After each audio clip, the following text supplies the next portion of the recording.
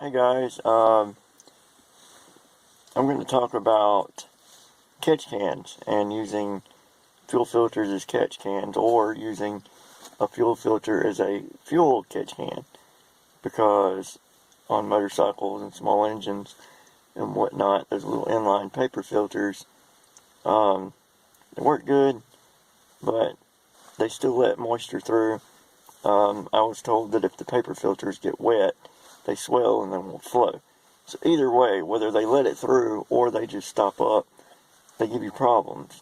And in something like a motorcycle or a lawnmower, something that stays outside but doesn't have a closed ventilation system, the expansion of the warm days and the cold nights brings a lot of moisture in the tanks. And especially if you're running non-ethanol, the gas will settle above the water. The water settles at the bottom.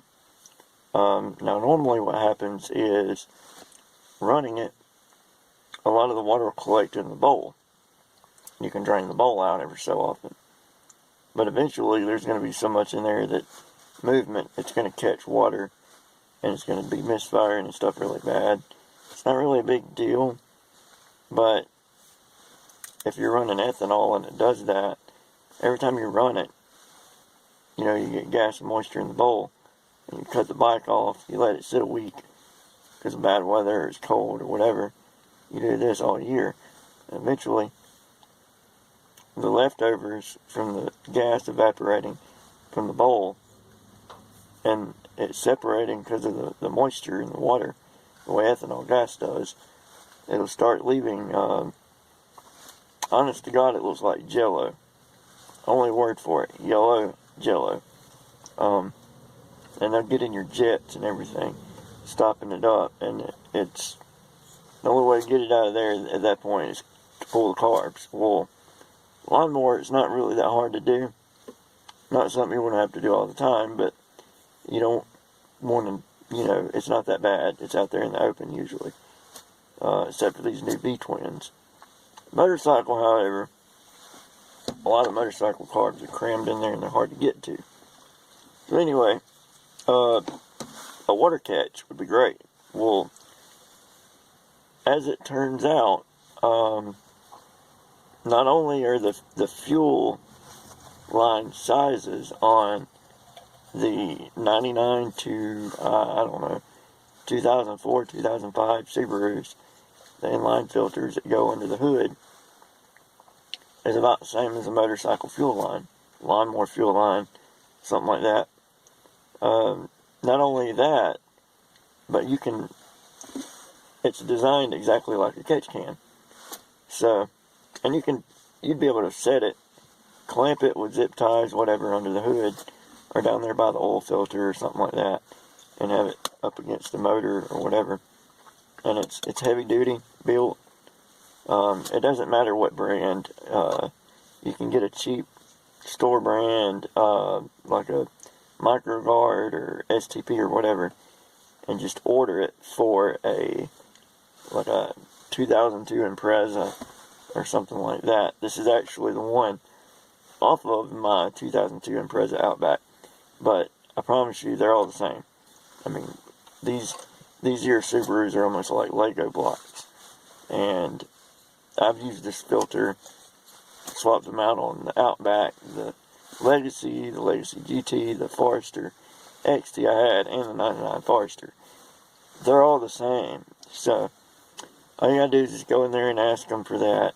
Get them to give you the cheapest brand filter. It really doesn't matter. Their fuel filters are all pretty good, about the same.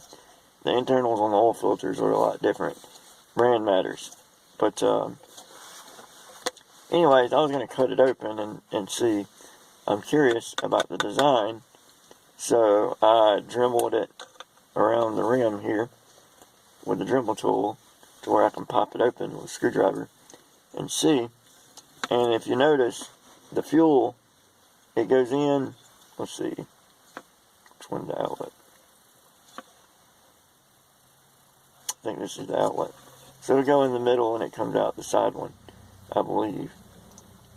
Or the opposite. But either way, it would go in and then go through the filter and then come out the other.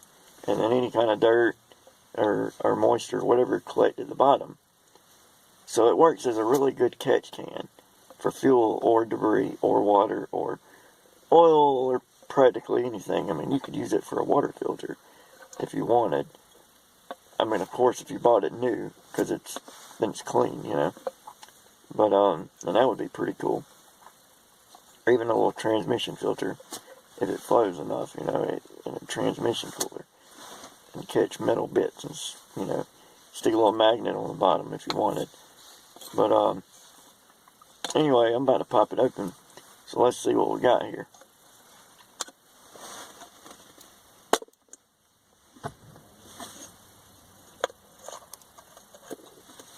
So it looks like a paper design.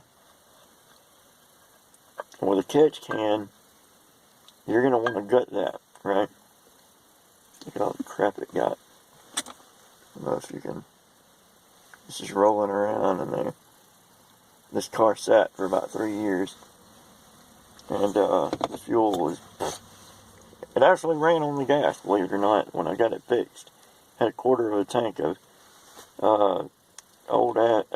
dead gas, but it did run. But I had to change the fuel pump. It was a complete block of solid rust. And a lot of this, I'd actually changed the filter. This was the leftover stuff. I had to change the filter in the pump again after getting it running and driving. After about 3 months of driving it, the new pump locked up because of the debris. And that's even using a strainer. I think the strainer stopped up and burnt the new pump up. So I warrantied it out, got a new one. So it's got another, this is the second new filter and pump. It's been doing great. But, so basically you're going to have an input here, it looks like, coming in. And then it just drops right there. And it'll let the fuel kind of dissipate as it wishes. And then come up through all the paper and out in the middle. So, it's got an arrow pointing out right beside this one. It's just confusing because the arrow's going that way and the line goes this way. But, anyway. So what you're going to do if you want to make an oil catch can, okay, is take the paper, probably take the paper out, because what I kept running into using those little, you know, they look like little mini K&N filters at the parts store with the chrome on them, and they're round. They look like little miniature cone filters. I used it on a motorcycle a while back on the V-Star as a valve cover breather filter, and it worked great, right? The problem is, without a catch can design, or without a catch can before it, so I could use this and then put one on the end of it and use it for breather. The filter, and this would do the same thing, it stopped up with oil. Well, then it wouldn't breathe, so it built up crank pressure, and blew the line off, and it blew oil from here to Kingdom Come. Randy called me and was like, "My motorcycle's covered in oil. I want you to come look at it." And that's what it was. The filter had stopped up with oil, and it blew off. Then it was just wide open, blowing crankcase oil from the valve cover, just blasting it out because it was going down the highway, wide open. So what you do, you get a filter like this, and you're going to want to take that paper media out, and you'll be able to gut it and use it for a catch can. And I say that because, or at least make a little hole opposite of both the lines, so that even if it does fill up with oil, it'll trap dirt, like bigger debris,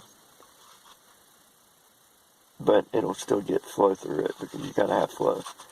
Otherwise, you're working with basically the same as a stopped up PCV breather, you know, PCV valve. But as is, it'll work for a really good catch can filter for a lawnmower, motorcycle. What I'm going to do is get some more fuel line, and with my modded air filter pods, my air filter box is completely open, right? So what I'm going to do, I'm going to use this one, go ahead and use this one, gut it, put the lid back on, and use it for a valve cover breather catch, and then push the little push on mini filter on it, so it catches dirt and all, and it goes through there, and as it blows out, it'll catch oil and all, and keep my little breather filter clean. We'll get another one and leave it as is, and run my fuel through it, and use it as a fuel filter on the motorcycle. And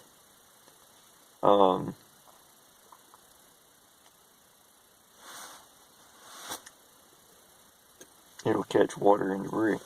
And the cool thing is, with it being flat and steel, you could actually drill it and tap it with a brass fitting in the bottom and a rubber vacuum cap, or even a valve if you wanted. And every so often you go back there, just drain it out a little bit, get the water out, debris, whatever it catches, close it back up, hit the road. You know, because some of these gas stations, you'll catch moisture. Some of these different areas, mixing on ethanol, whatever, and you'd be able to drain it out.